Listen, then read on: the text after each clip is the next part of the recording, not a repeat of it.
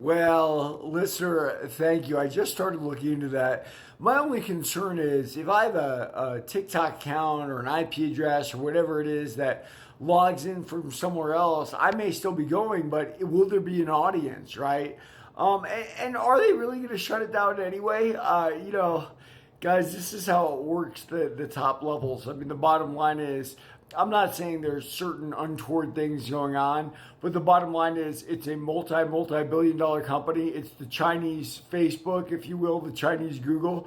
And now they have to sell it to us because we want it. And that's how it works at the federal level. But this is not my crime TikTok. This is my MMA TikTok. Let's talk about the main event: Islam versus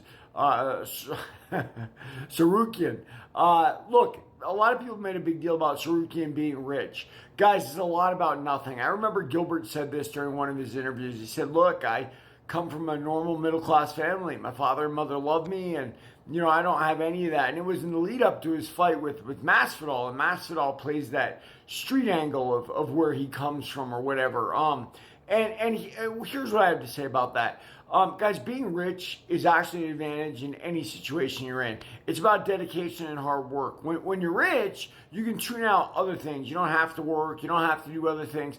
Anybody who's actually been in the fight game understands the hardest part is being able to dedicate enough time to be the best version of yourself. Now, was Mike Tyson poor? Not really, right? Like Mike Tyson was found as a street tough at 13 years old, brought up to the Catskills and raised as a middle class kid, and that's what brought out the best in him. And I often juxtapose that against Bert Cooper, who was left in Philadelphia, was seen as a prospect, but really had all the demons of the street around them. I've also talked about the street. A lot of fighters like to put on the effect of the street. But listen, guys, the street, you're on drugs. The street, you're drinking. The street is a real nasty place. And fighting is not fair on the street. You're not using just your hands and your feet, guys. I mean, weapons and everything else. So I understand they're related. They're cousins. They're fighting. But most of these MMA fighters you're seeing are not street tough guys, okay? So bottom line is both these guys, because of their circumstances, have been able to train their entire lives. Islam grew up in Chechnya, right? Very dangerous place.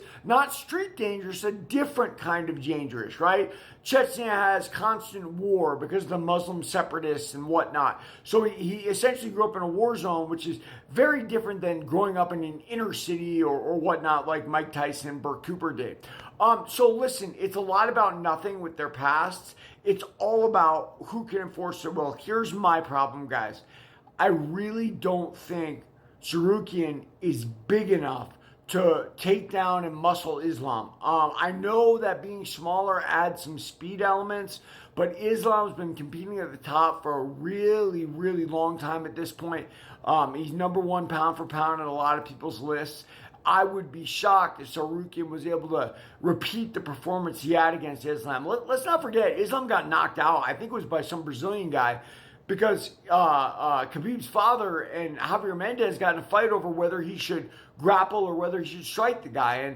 I guess Javier Mendez says his striking's ready. Well, we know it wasn't. He got knocked out, right? But Islam isn't that same fighter anymore. He's not even that same fighter that fought Sarukian the first time where, he had trouble with him. So I think personally it's going to be an Islam show again. They've done their best to promote Sarukian as this dark horse. I don't think it's going to happen, guys, and that's the way I see it. Everybody, read my book, Warrior of the Light.